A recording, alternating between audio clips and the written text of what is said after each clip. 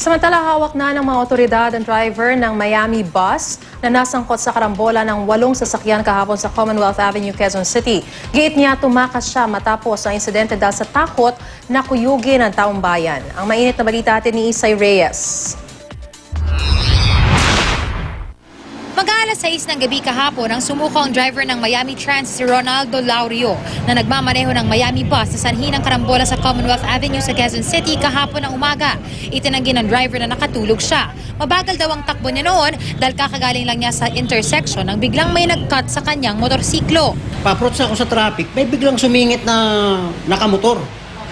May nasa gitna nung una tatay, hindi ko alam kung tatay o ano, anak, tapos may buntis. Iniwasan ko ngayon, kumaliwa ako. Pag bigla akong kaliwa, umano ako sa island, ang gulong ko.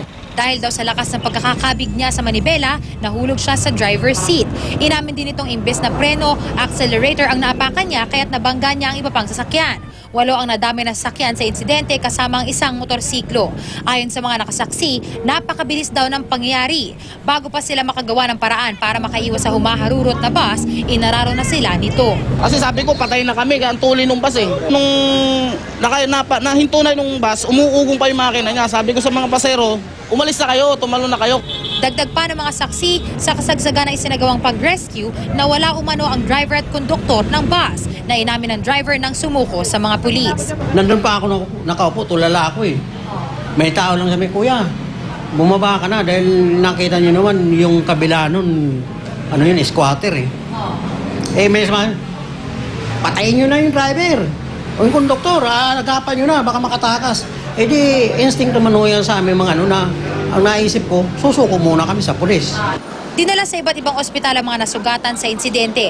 Ayon sa investigador, pinakamaluha ang lagay ni Christine Sarto, pasahero ng UV Express na nagtamo ng mga sugat sa ulo. Ang 5 pang nagtamo ng minor injuries ay dinala naman sa East Avenue Medical Center. Tila traumatized pa rin ang mga biktima pero laking pasalamat daw nila sa Diyos na ligtas sila. Ngayon ko lang naranasan yun eh. Para kaming washing machine sa loob. Ang kinatawa ng Miami Trans, nangakong sasagutin ng kumpanya ang gastos ng lahat ng nadamay sa insidente. Hindi naman sila pinababayaan. Okay. Kaya nga ako pinapunta para sila itulungan. Mahaharap sa kasong reckless imprudence resulting to multiple physical injuries at damage to property ang driver ng bus. Yun naman pong mga sasakyan na nasira po nito ay nakausap na rin po namin. Yung iba po, magsasampa din po ng kaso. Umayan ko una-una, pasensya.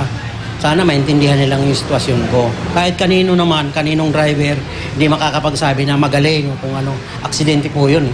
Tsaka buhay din. Alam ko, buhay ang dinadala ko, maraming buhay. Buhay din yung iniwasan ko eh. Isay Reyes, GMA News.